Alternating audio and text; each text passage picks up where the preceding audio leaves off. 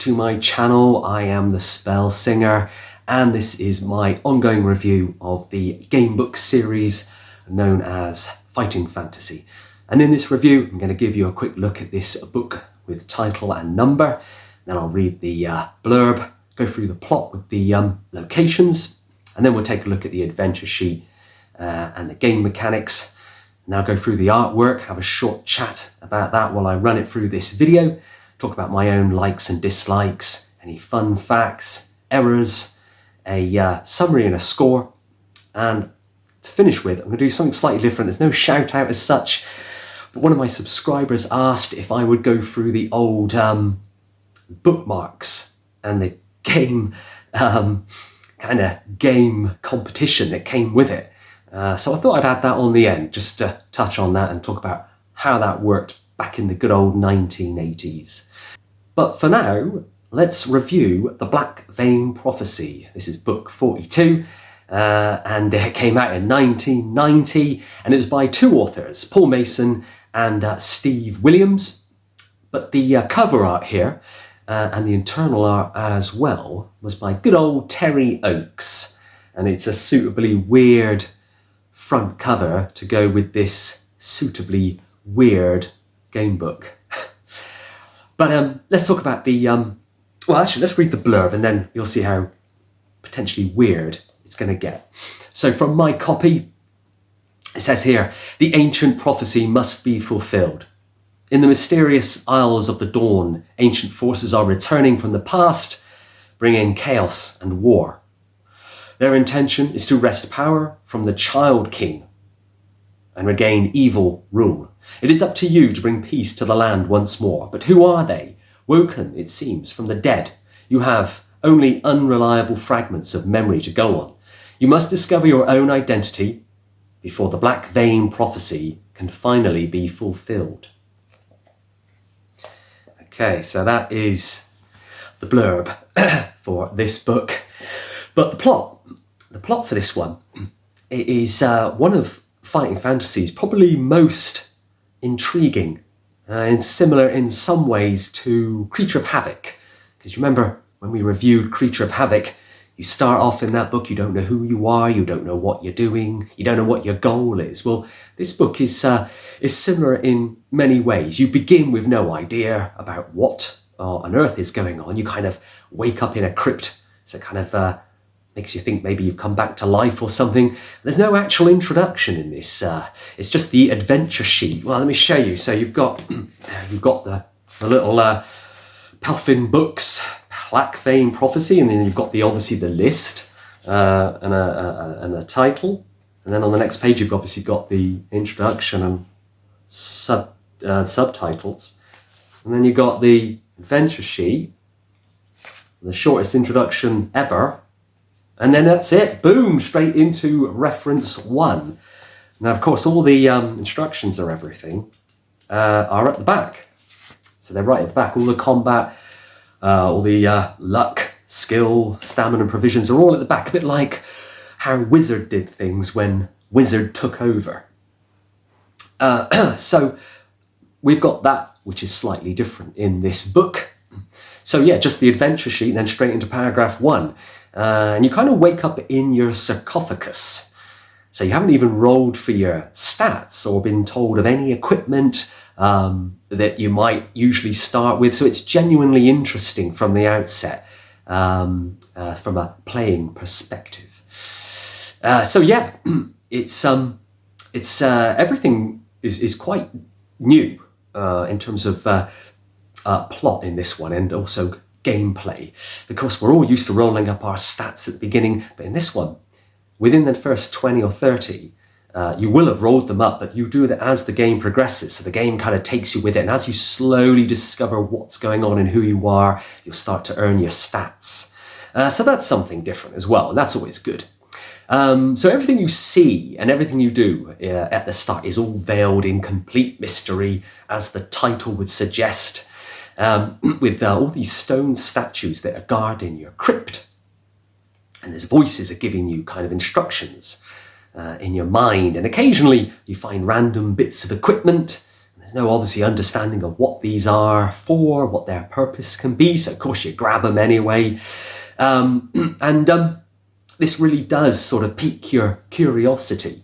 And the stranger things get, the more you're drawn into this kind of unraveling plot. And then once you get out of this tomb itself, which is no small feat, you find a kind of mysterious, devastated city before you. And the only way out of this city, once you've wandered around it for a bit, is to put yourself into a great big catapult and fire yourself over the wall into the sea. And then you're rescued by this woman, Velkos, sort of a non-player character you can get to know. And you can go with her, you can sort of ride with her once you've sailed to shore in her boat. Or you can go it alone. So yeah, you and Velkos kind of strike up a bit of a friendship.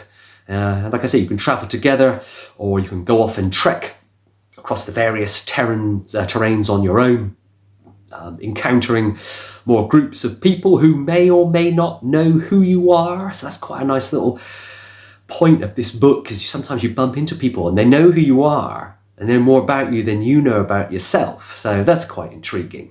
And eventually you meet up with this wizard.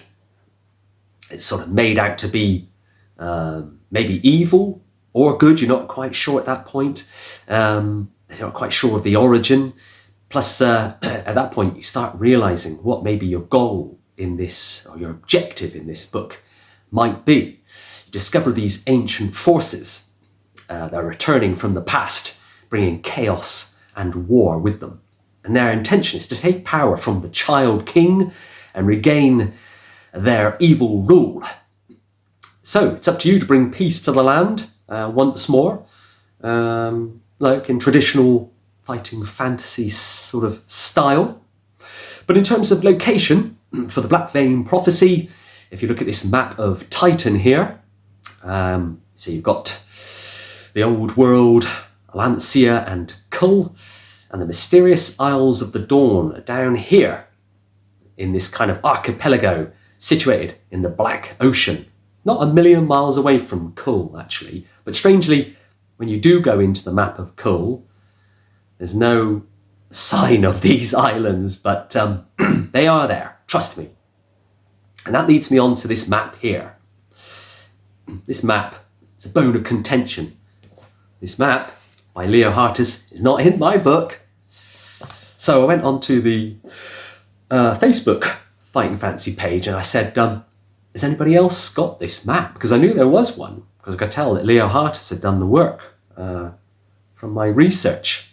When I say research, I mean I went on Google. And some people came back to me and they said, yeah, we've got it. So they photographed it, and I took an image of this photograph that they kindly put on there. So yeah, that's it there. So yeah, a little bit miffed that I don't have it in my copy. But that's where we are. So let's chat about the game mechanics, and then we'll take a look at the adventure sheet for the Black Vein Prophecy. So there's not too much different. The battle system is all the same, even though it's a little bit of a different method of gaining your skills, stamina and luck. But the actual mechanics remain the same. There is some quite clever gameplay, though, in this book. The game design in Black Vein Prophecy is very, very good. These two authors, Mason and Williams, have kind of tried to stir things up a bit. There's a point where you can join these bandits, this kind of raiding this sorcerer's cave. But alternatively, in another playthrough, you can walk in on these bandits that are raiding said cave in this cliff. So depending on how you approach them will determine the outcome, and will also give you a slightly different path in this book. So that's quite smart. And that moment where you kind of recognise other paths from previous playthroughs are kind of merging into one. It's quite an interesting way of sort of, game design.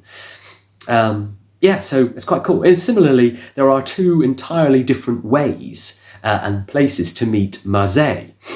They kind of wind up on the good side of this wizard, but both work. And in the case of those bandits that you meet, a small amount of map space is kind of hidden in this part of the book. It leads to quite a large amount of gameplay. So the complexity, sort of depending on how you meet these bandits, whether someone vouches for you or whether you just stumble across them. However, however you behave around them is quite interesting on how it changes your direction of play throughout this story.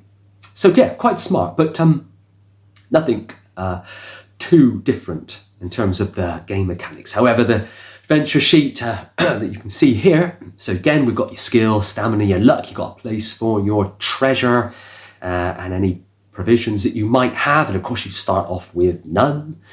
The equipment list, which you slowly build up over time, there aren't too many items, and a little place for your notes as well, but otherwise it's pretty standard fare for your typical fighting fantasy adventure sheet. Right, artwork. The colour map, like we already mentioned on the inside of that front cover, was of course by Leo Hartas, but no map in my copy. Terry Oakes, like we said, is the artist, illustrator for this book. His work has appeared in a number of fighting fantasy related publications, including Out of the Pit and the Warlock magazine.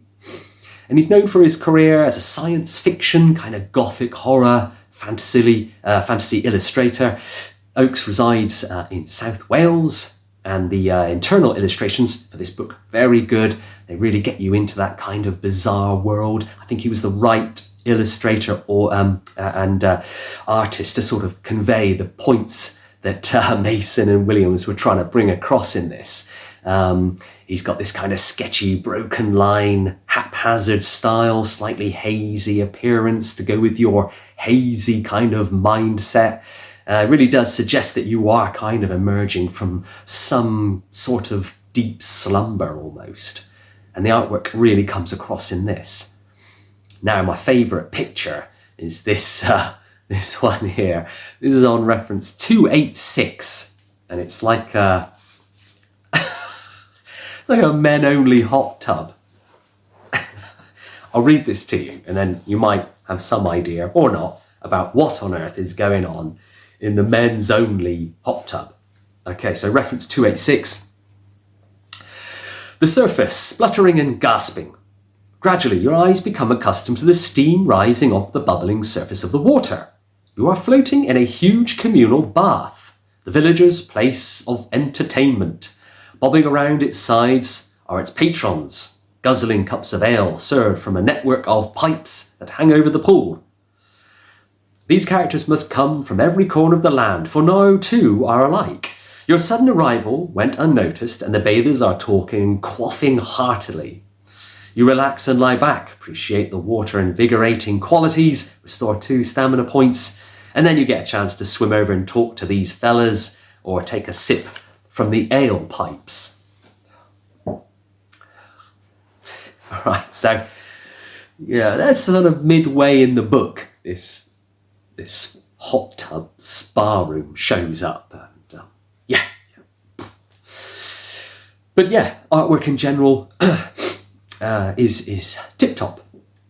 Right, my likes and my dislikes for the Black Vein Prophecy. I really love how the story kind of begins uniquely, where you wake up from this sarcophagus with no real memory or stats at all of what on earth happened before. And we'll find this out at the ending, which is also really cool, because at the end you kind of find out how all this came to pass, and also how this book features a kind of grisly tone, sets it apart from your sort of standard fighting fantasy trope adventure.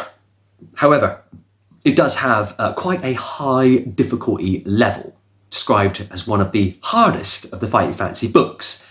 In my opinion, there are harder ones, but yeah, this one is quite tough, but not for the right reasons, which I'll go into a bit later. The one point that I can't forgive about this book, and those of you that have read it know exactly what I'm going to say, right? This notorious requirement to fail a luck test to win the game. Yeah, so to complete it, that kind of upset a lot of people. Some fans sort of saw it as a clever little, skillful little sort of game mechanic, but others consider it as poor design. So to win this book, you have to get these scales, kind of like the essential item, if you like, and they're used to obtain the one essential spell that you need. And it only happens if you fail a luck roll right at the beginning of this game. So it's your very first luck test, and it ends the game if you succeed. Now, usually in these books, if you roll a luck test and you get lucky, good things will happen. If you roll bad and you're unlucky, bad things happen. But no, in this one, if you fail the luck test, you get the scales. If you succeed the luck test and you're lucky, you can't complete the game. I don't know how I feel about that. I found it a little bit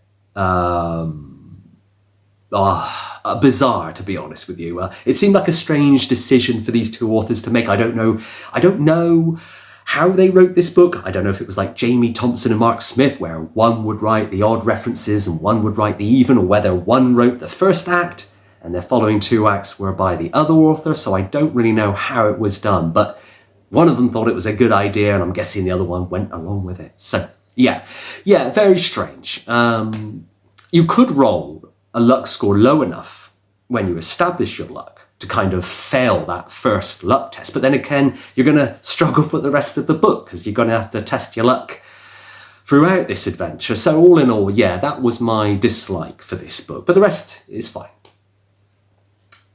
Right, fun facts.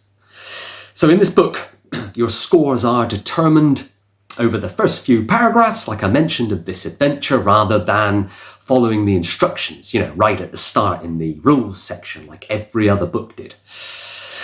You begin with no equipment at all, but earlier on you can sort of get a sword and a pack for your provisions anyway. So the Crimson Tide, which is coming up soon, we'll review that at some point, is something of a sequel to this book, in that the main character of the book, as in you, meets several characters from the Black Vein Prophecy, so this one.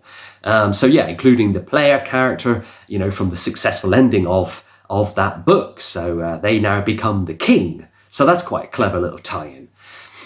As you begin with no knowledge of any kind of preceding adventure or anything really, you're kind of on a back foot immediately, which is quite a nice little technique.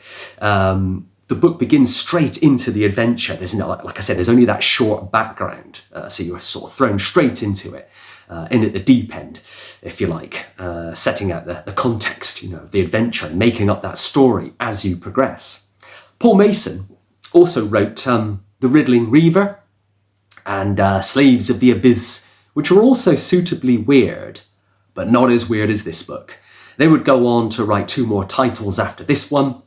And again, strangely, paragraph 400 is not the ultimate paragraph in this book. That's been done a couple of times before already. But yeah, it's just a regular reference. The winning one is something else entirely. So that, is something different. It's always good to applaud the different things, right? There's a couple of errors worth mentioning in this book. So there's a printing error on the adventure sheet.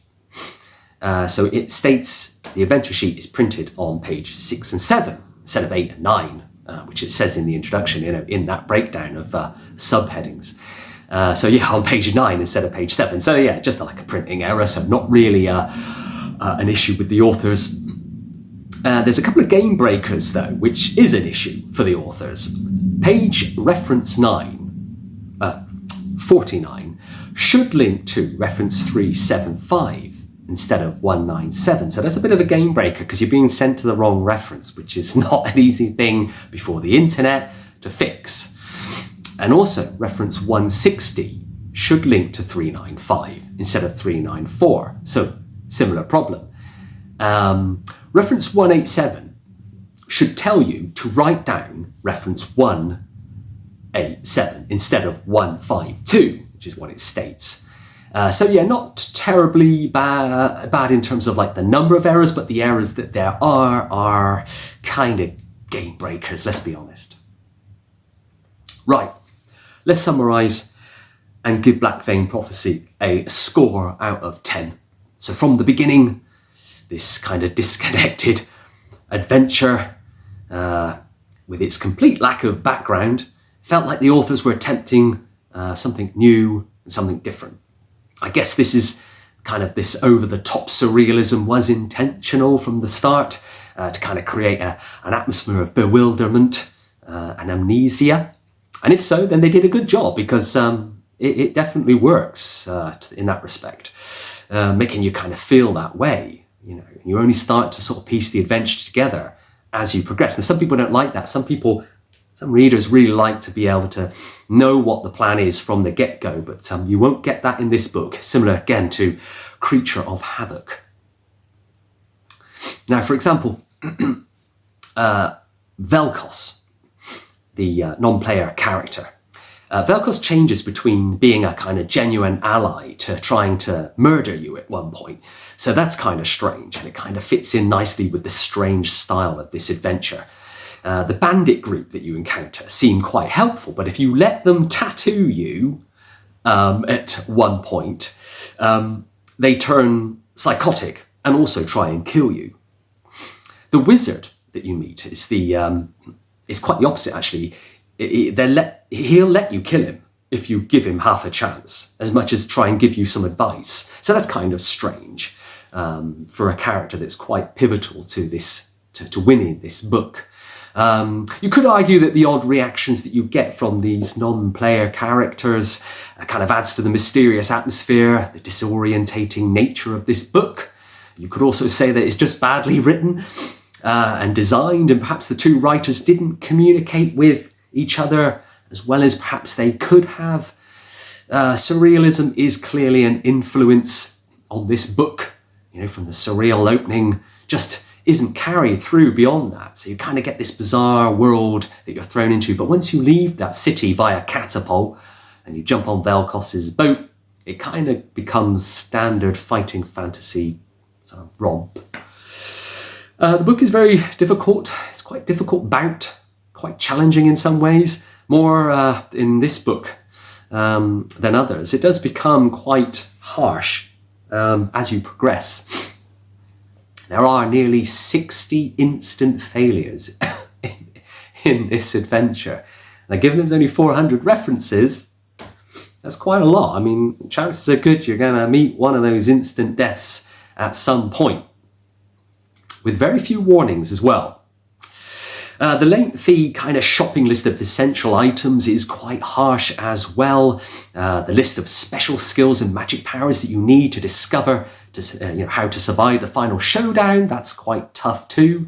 And the prose also has a bit of a problem. It reads as if the opening sections was written by one of the authors. Like I mentioned earlier, I wasn't sure, but it does read like one of the authors took on the opening sections of this book, and the rest was by the other author, because it does suddenly change tone. So if you remember Warlock of Firetop Mountain, Mr. Livingstone, like Sir Livingstone, he wrote that first half. Steve Jackson took over, but when they realised that us readers, with all our wisdom, could tell where the style changed, Steve Jackson went back and didn't change the wording, but kind of wrote it in his style. So it kind of flowed better. But that doesn't necessarily happen in this book, I felt anyway.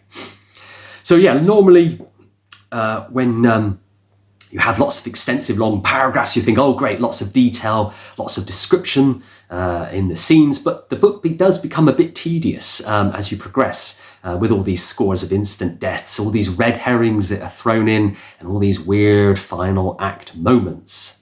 At one point in this book, you kind of experience this flashback of your childhood.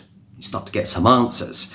And as with much of the adventure, you may not even realise what is meant to be happening at this point, as it can just be put down to yet more surrealism. So it's kind of hard to kind of work out what on earth is going on a lot of the time in this adventure. And this could have been highly original and quite an unusual entry, but in spite of all the excellent opening premise, it does not really keep you that interested. It kind of goes off the boil a little bit towards the end. It becomes a bit run-of-the-mill. It's unfairly difficult at points, like with that fail luck test. It's often quite incoherent as well. So it's almost like a bit of a wasted opportunity to do something different with the Fighting Fantasy format, but at least they did try. So I would give this book a 6 out of 10. It's generally okay. It's like a bit of a failed experiment in my opinion, but I still had a lot of fun playing it. I did manage to finish it. Obviously, I finished all the books I review, but I wasn't too bothered about coming back to it, and I haven't since I did finish it. So yeah, 6 out of 10 for the Black Vein Prophecy. Right, I said I would do an extra little bit about these bookmarks and the competitions from back in the 80s, 1986 I think it was. So yeah, the Fighting Fantasy collector's bookmarks. As you can see here, here's some of them. I'll put the rest up as I do this little bit. But they were released in 1986 as inserts to certain Fighting Fantasy books. Every new Fighting Fantasy book that was published in October and November of 1986 included one.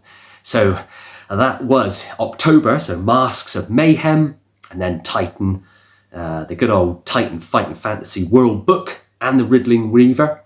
And then in November, we had Creature of Havoc and Helm Quest. So they all got one of these cool little bookmarks.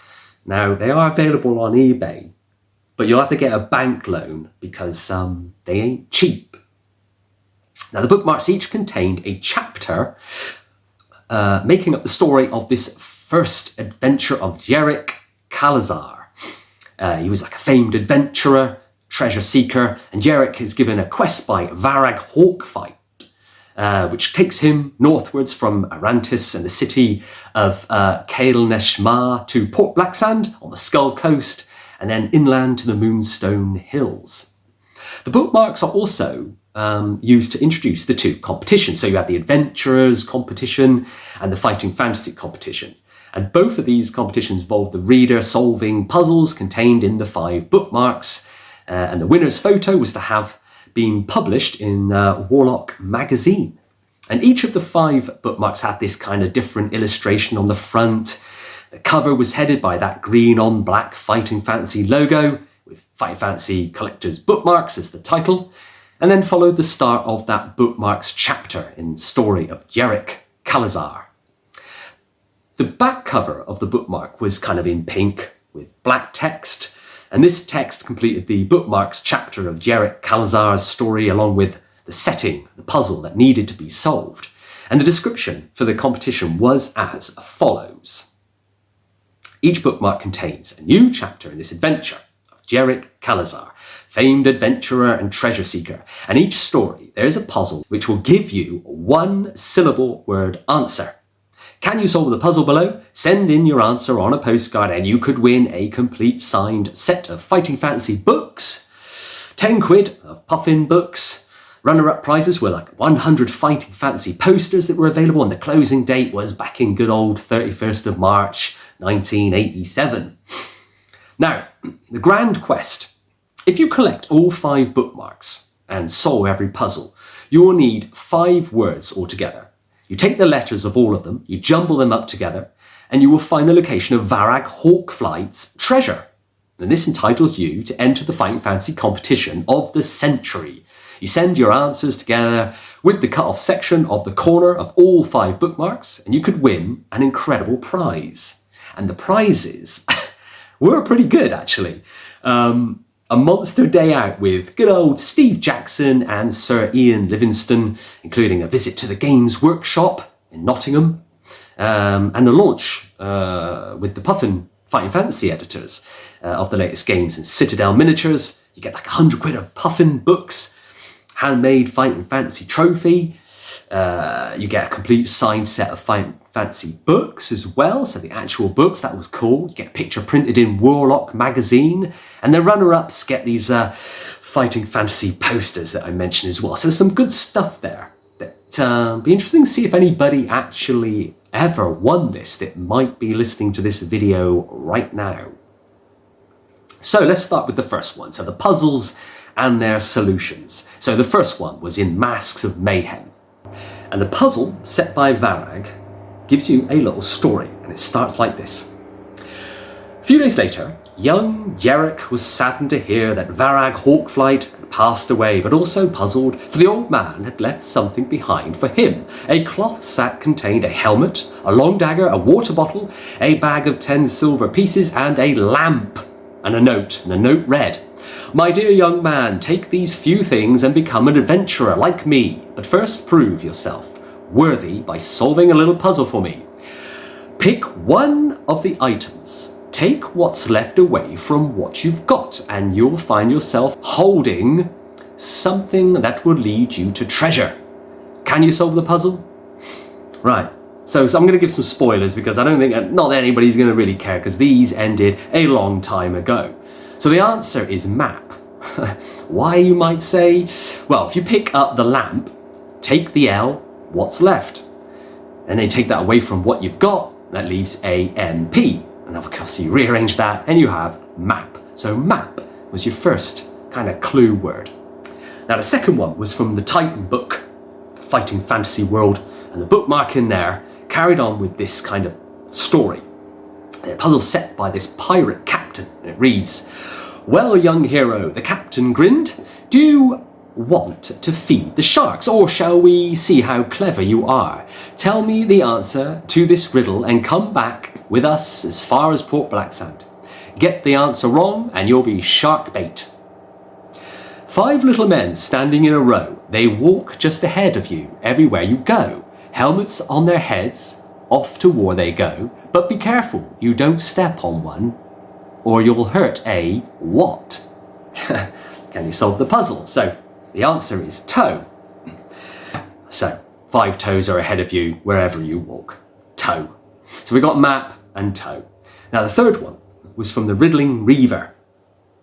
And this one, the third one, the puzzle was set by the apprentice of Abner, the merchant.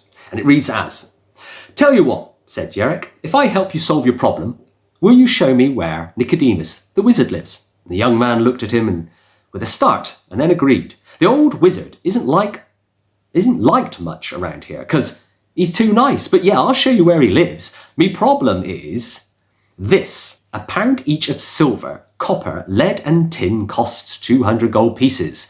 Silver and copper together costs 90 gold pieces. Copper and lead costs 80 gold pieces, and a pound of lead costs 10 gold pieces. So which metal costs 40 gold pieces a pound? It beats me. Can you solve the puzzle?" No. Well, so the answer is tin. Why? Well, the problem is actually set out incorrectly. So instead of silver and copper together costs 90 gold pieces, it should have said silver and lead together costs 90 gold pieces. So if lead costs 10 gold pieces and copper and lead together costs 80 gold pieces, then copper must cost 70 gold pieces, right? With me so far? So if silver and lead together costs 90 gold pieces, then silver costs 80. If silver, copper, lead and tin costs 200 gold pieces, and we know that silver is 80 gold pieces, plus copper is 70, plus lead is 10, equals 160 gold pieces. Then tin must be 40 gold pieces. And then using the publishing wording that silver and copper together costs 90 gold pieces would lead to silver being valued at 20 gold pieces, which would result in tin costing 100 gold pieces, and therefore none of the metals equaling 40 gold pieces. So it's tin. Convoluted. And this is for like kids. Now number 4 was from my favourite Creature of Havoc. So the fourth one, the puzzle laid out, was by Nicodemus. So obviously the story is progressing, so you find him, set out by Varag. And it starts like this. "Oh, I've just remembered that crafty old hawkflight left me a message for you many years ago when he came by after burying the hoard. Hang on just a minute and I'll hunt it out." The old man shuffled around the room searching for something before suddenly crying, "Here it is! I knew I hadn't lost it. The first part says, 'My friend, because I worked that bit out. Can you work out the rest and discover the name of the dwarf you seek?' The message goes like this," and I'll put up a thing here because I'm not reading this out. This is the message. "Can you solve the puzzle?" Now, the answer is Owen, as in O-I-N. So, solve this. Kind of, you need to use a cipher. You have to use a cipher. So the cipher set out by this graphic here, the PMCQB TFD is my friend. So that's your cipher. So then you've got the rest of that code, and using the key that we've just established, we know this means my friend. Using the key above, we know this means this. And we need to then work out the question marks. We know the person we need to name is a dwarf, and this appears to be the final word. So ZQ equals WA. The word before that is therefore probably the. So R equals T and O equals H. We now have this. It is a case of working out what words fit between my friend and the dwarf. So in a message telling us to find the named dwarf, one word must be the name, which must come before the dwarf. So an instruction to find something is seek out. This fits, which makes E equals O. So the name is Owen. And the full message, my friend, seek out Owen the dwarf. So the last one was from Helm Quest, the fifth one. The puzzle was set by Owen. So this is how it reads. If I am to tell you where the treasure is, you must answer one last riddle. It comes in all kinds of colours and hues. It's found in fawns, but not greens or blues. In mountains you'll find it, and close to the summit. It's so soft and warm, and everyone wants it. It's part of a regal and royal and princely and pure. If you're like me, you'll always want more. It marks the difference between rich and poor. So tell me, human, what am I hunting for? So the question is, do you know what the dwarf is hunting for? Can you solve the puzzle? The answer is fur, F-U-R. Why? Well, it comes in all colours. Yeah. Fawn is a colour, shade, as well as in an animal fur. As mountains get higher, they get colder, which is where fur is needed more. It's soft and warm. It's associated with royalty. Owen is a fur trapper, so it's evidenced by the snare trap that he's got. So it always wants more fur and is hunting for it. Fur was seen as an expensive item, hence the difference between rich and poor. Once you had the 5 words in total for each bookmark, you were then asked to take the letters of all of them, jumble them all up together, and then rearrange them into the name of the location of Varag Hawkflight's treasure. Then you could enter the fighting fantasy competition of the century. By then you probably would be quite old because it took you so long to work it out. Now, Nicodemus in book 4 had told Jerick that the treasure was buried near a mountain in the northern part of Alancia. And to be honest with you, you could have probably got it from that. So Owen then told Jerick that the treasure was not far from where they were in the Western Moonstone Hills. So it's even more obvious. These 2 facts could help you rearrange the letters map, toe, tin, Owen, and fur. You jumble them up and you get Firetop Mountain. So yeah, there you go. And I think if you got that right, you deserved those prizes. Anyway, that is the rundown of all those cool little bookmarks and the end of my review. I hope you liked the review. If you did, give it a thumbs up and give us some comments. I love hearing from you good people. It's always nice to sort of see what your thoughts are of these books, what your thoughts of these bookmarks. Did you win the competition? And the next book is going to be book 43, which is Keep of the Lich Lord, I think. Book 43, Keep of the Lich Lord. So that's going to be the next review. I hope you enjoyed this. I will catch you in the next one.